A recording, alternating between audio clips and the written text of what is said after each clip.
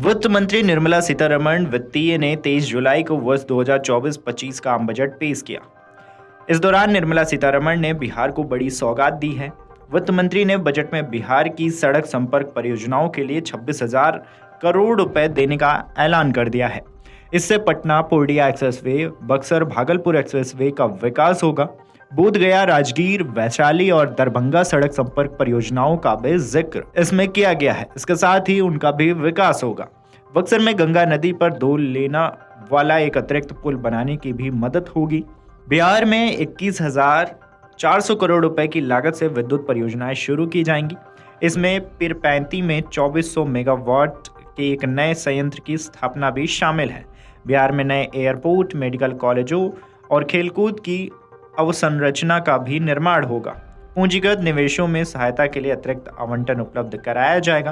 बिहार सरकार के बहुपक्षीय विकास बैंकों में ब्राह्य सहायता के अनुरोध पर तेजी से कार्यवाही होगी। बिहार में 3 एक्सप्रेसवे का ऐलान। बोध गया वैशाली एक्सप्रेसवे बनेगा। पटना पूर्णिया एक्सप्रेसवे का निर्माण।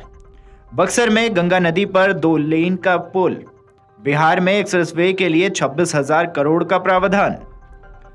इसके साथ ही वित्त मंत्री निर्मला सीतारमण ने कहा है कि मुझे 2 लाख करोड़ रुपए के केंद्रीय परिव्यय के साथ 5 वर्षों में 4.1 करोड़ युवाओं के लिए रोजगार, कौशल और अन्य अवसरों की सुविधा के लिए 5 योजनाओं और पहलों के प्रधानमंत्री पैकेज की घोषणा करते हुए खुशी हो रही है।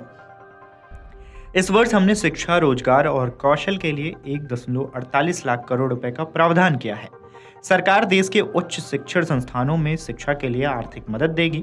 शिक्षा ऋण पर वित्त मंत्री निर्मला सीतारमण ने कहा है कि घरेलू संस्थाओं में उच्च शिक्षा के लिए 10 लाख रुपए तक के ऋण के लिए वित्तीय सहायता प्रदान करेगी। सरकार की 9 प्राथमिकताओं में से एक रोजगार और कौशल विकास। इसके तहत पहली बार नौकरी करने वालों को बड़ी मदद मिलने जा रही है। फॉर्मल सेक्टर में पहली बार नौकरी की शुरुआत करने वालों को 1 महीने का वेतन दिया जाएगा।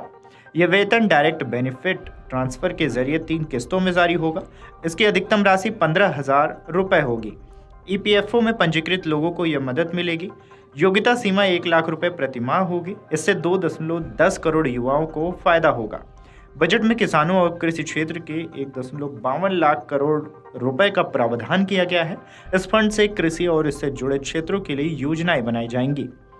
वित्त मंत्री निर्मला सीतारमण ने कहा है कि किसानों द्वारा खेती के लिए 32 खेत और बागवानी फसलों की 109 नई उच्च उपज वाली और जलवायु लचीली किस्में जारी की जाएंगी।